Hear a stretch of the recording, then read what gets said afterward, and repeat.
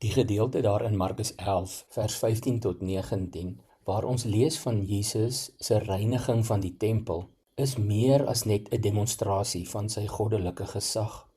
Dit is 'n kragtige illustrasie van sy begeerte om die mens se verhouding met God te herstel.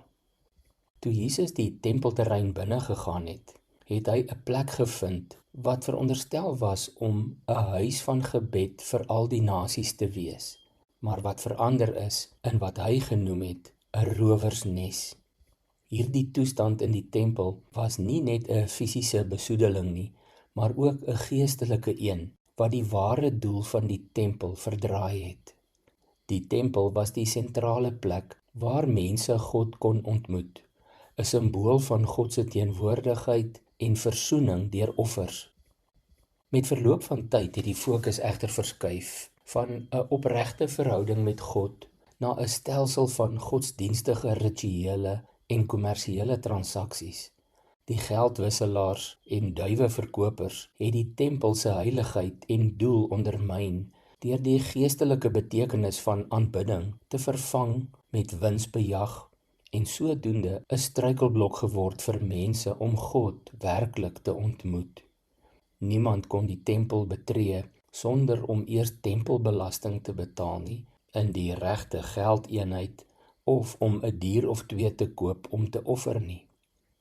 Jesus se optrede was radikaal. Deur die tafels om te gooi en die verkopers uit te jaag, het hy die prioriteite reggestel en die fokus teruggebring na wat werklik saak maak, 'n opregte persoonlike verhouding met God.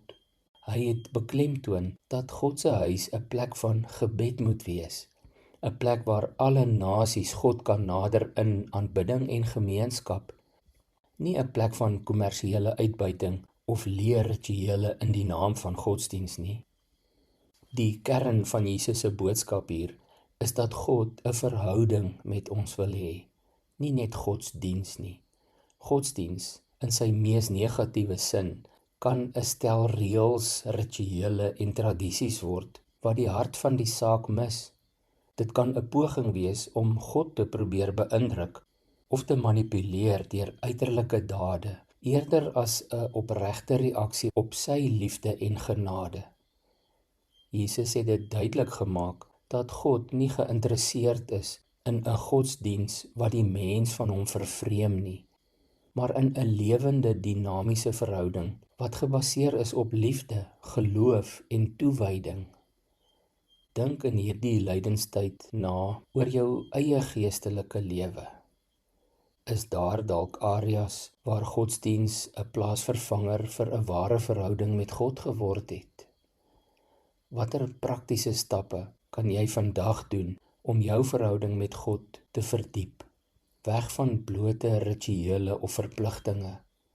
Die vraag is, hoe gaan dit tans met jou intieme verhouding met God? Kom ons bid saam. Here, in hierdie weke waarin ons voorberei op die Paasfees, wil ons net voor U verootmoedig. Wys my waar daar in my verhouding met U leemtes is ten opsigte van 'n oppervlakkige godsdiens, in plaas van hierdie intieme liefdesverhouding wat U vir ons kom oopmaak het deur die kruis, deur die leë graf. Dankie Here Jesus dat U ons ingekoop het in U familie in.